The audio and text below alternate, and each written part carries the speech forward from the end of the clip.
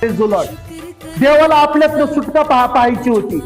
परमेश्वराला तुमच्या आणि माझ्यातून काय बघायचं होतं? सुटका बघायची होती. हालेलुया. ज्या वेळेस येशू यरूशलेम मध्ये येतो त्यावेळेस एक नारा असतो, होसायना. होसायनाचा अर्थ काय आहे? हे प्रभू आम्हाला वाचव, आम्हाला वाचव. हालेलुया. होसायनाचा अर्थ काय? आम्हाला वाचव. का वाचव? ते का म्हणत होते होसायना? कारण ते दास्यत्वाच्या खाली दबले होते. रोम सरकार त्यांच्यावर अत्याचार करत होती. त्यांना असं वाटलं होतं की हा राजा आलेला आहे तर हा आम्हाला दाविदासारखा तलवार चालवून आम्हाला जिंकवल. पण तो म्हणतो मी तलवार चालवण्यासाठी आलेलो नाहीये. हालेलुया. जे तलवार घेऊन आले होते ते तलवारीने मेले.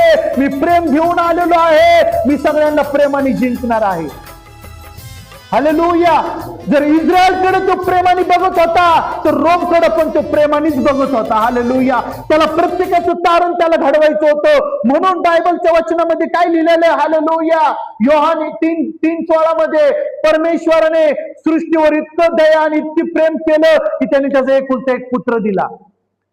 इस्रायलावर नाही, हालेलुया, यरूशलेमवर नाही, सगळ्या राष्ट्रावर त्यांनी प्रेम केलं. भारत देशावर त्याचं खूप प्रेम होतं.